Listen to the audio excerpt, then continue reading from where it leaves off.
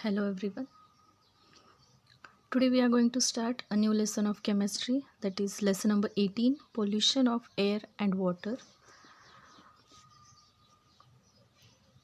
So in this chapter we are going to study what is air and water pollution, what are the causes of air and water pollutions, and also the harmful effects of air and water pollution. So first we are going to start with the air pollution. We'll see what is air pollution first.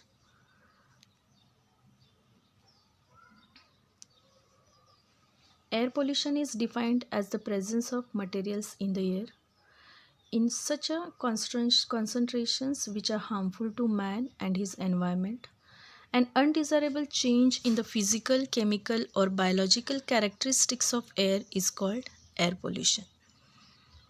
The substances which pollute the air are called pollutants. So whatever the substances are present in the air, they are called pollutants.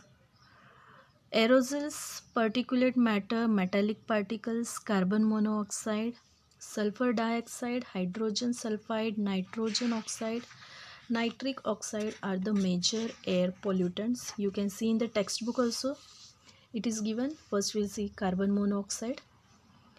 Carbon monoxide is the major pollutant in cities. It is a colorless, odorless gas formed by the incomplete combustion of fuels in vehicles. On breathing air polluted by CO or carbon monoxide, carboxyhemoglobin is formed, which leads to headache, dizziness, nausea, like diseases. Now, second is sulfur dioxide. Sulfur dioxide, which is released from the factories, gets oxidized to SO3 in the air and dissolves in water vapor to form sulfuric acid. This sulfuric acid formed is washed down as acid rain, which may cause damage to historical monuments made of marble. Next is carbon dioxide. It is the main greenhouse gas. It is emitted as a result of human activities such as burning of wood, coal, oil, or natural gas. Now, what are suspended particulate matter? It consists of solid particles in the air in the form of smoke, dust, and vapor. It can remain suspended in the air for a long period. It is main source of haze which reduces visibility, especially during winters in metropolitan cities. Next is chlorofluorocarbons. Chlorofluorocarbons are generally unreactive, but they can diffuse into the stratosphere where they break down under the influence of ultraviolet rays, UV rays. The products of this process then react with ozone, damaging the protective layer.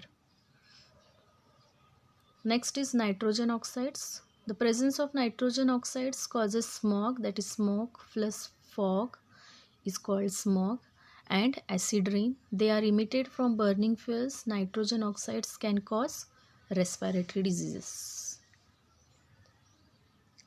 And what is ozone? Ozone shields the earth from harmful ultraviolet rays from the sun. It lowers our resistance to cold and pneumonia. The presence of CFC in the atmosphere, that is chlorofluorocarbons, is responsible for depletion of ozone layer. It exposed to ozone, our eyes itching starts, burning and coming water from the eyes.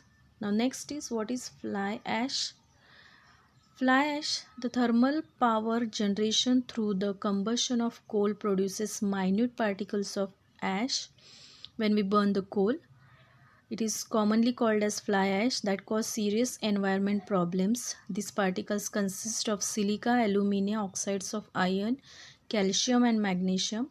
The fly ash particles can enter the body and cause irritation to eyes, skin, nose and respiratory tract.